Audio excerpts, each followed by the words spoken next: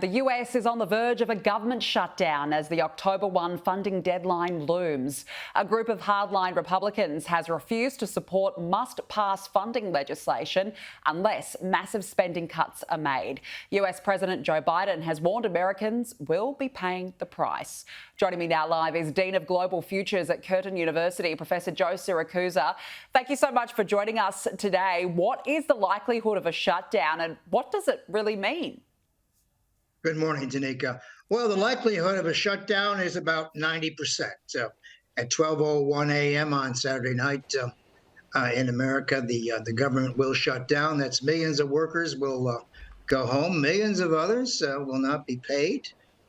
Soldiers and transport worker, people who work in transport safety and air traffic controllers, they will be told to go to work, and it's just not going to be paid. So this is a major blow to business confidence in the rights. So I'm not sure what this is going to prove. They're trying to say that they're spending too much money, but it was 21 members of the House of Representatives, which has 435, has brought the American government to a standstill. Yeah, it's extraordinary, and that October 1 deadline certainly looming, so we'll be watching that one closely. Let's move on now, because it's been an interesting week. We've seen House Republicans begin the first impeachment inquiry against President Joe Biden. What are they trying to achieve here, Joe, particularly given that there's no evidence? Well, there never is any real smoking gun in the beginning with President Nixon and with President Clinton. They had to do a little probing before they got what they wanted. But there is enough superficial or evidence there to probably have an inquiry. No, it's not a meeting. It's not a meeting of articles of impeachment. They're looking at the prelims here. They're seeing if there's enough information. And the president has too much money he can't explain for. He's got a kid who made too much money. He can't explain how he earned it exactly. So, they're going after him. And Danica, they're going after him because they have the numbers. Impeachment in the United States now is a new blood sport. It began in earnest with Nancy Pelosi, who got the numbers twice and went after President Trump. And now, as soon as the Republicans got the numbers, they're going after this guy, President Biden. But at the end of the day, if you go after somebody, you will find something sooner or later. Yeah, look, that's a good point. So then, what is the likelihood of impeachment in your view then? Well, I think if they could make some connections, they could put President Biden in the same room where his son was peddling influence. I think they could probably have a vote of articles. They'll have enough numbers to get the articles of impeachment up. But once again, the Senate is, you need 2/3 majority to convict, and they're never going to get that. So you may ask yourself, is this a waste of time? In many ways it is, but this is how America's political dysfunction plays out these days. Yeah, it's fascinating, that's for sure.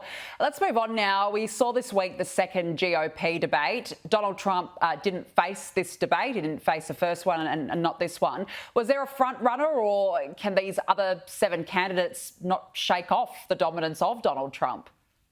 Well, Donald Trump, according to what poll you want to use, is between 45 and 50%, 50 points ahead of all these people. So, they're really battling for second place, and they're sort of jumping up and down, demanding that he show up. And look, it was sort of like a rerun on the first time around. It wasn't very impressive. They were all trying to talk over each other, and you don't really know what kind of point they're trying to make. But it's these primaries in America. If you haven't figured it out already, Danica, they are entertainment, and so Americans get a big kick out of this. To see 7, 8, 9, 10 grown people all attack each other to become presidential candidate in the Republican Party, for which they have no chance. So, in a way, that's sort of like a reality show. Everyone kind of tunes in, but there are no winners. It is a bit like that. Why does Donald Trump not attend the debates, do you think? What's his strategy? Well, to begin with, he's so far ahead, he doesn't even have to pay attention to these people. And the other thing is that Donald Trump's in a lot of trouble. He's just been told in New York that in the civil suit against him, he's liable for a $250 million fine. The judge there has already stripped him of his properties. That is, other people are going to have to manage them. And he may not be able to do business in New York for 5 years, nor his kids. So, he's taking a financial beating from these various court proceedings. And so, to tell you the truth, Danica, I think he has other things on his mind, like trying to keep the Trump empire together. Yeah, no doubt he's got a lot on his plate at the moment, that's for sure. What about the US Democratic Senator Dianne Feinstein? She has passed away. How would you define her long-standing career? What impact did she have? Well, I'm always impressed with mayors who go on to have great careers, like Hubert Humphrey in Minneapolis, St. Paul. And she was mayor of San Francisco, and she went on to have a great career. And she was partially behind gun control and that kind of thing. And she also called out the Bush administration for torturing people for information, which they never got anyway. And so she's always been kind of a positive force, and she was way ahead of her time. But I'll tell you what, my only criticism of her, and it's the same criticism as Ruth Ginsburg, the Supreme Court justice, they should have quit when they could have quit. That is, enjoyed themselves. But they both stayed on till the day they died, making it very difficult for them to be replaced in an orderly fashion. So Governor Newsom in California has got to figure out who to put in place. And same thing with the Ginsburg thing left the way open for Trump to have 3 appointments, as a matter of fact. So they miscalculated.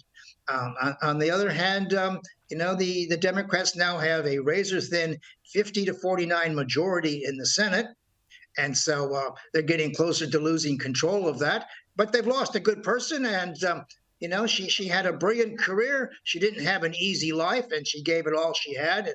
And I just hate to see people have brilliant careers and just die on the job. I mean, it doesn't make any sense. She was 90 years old. She could have quit any time in the last 5 years with a great amount of dignity. So, but we honor her well, and we hope we have people who can replace her. But I'll tell you what, there aren't too many Dianne Feinsteins in the world.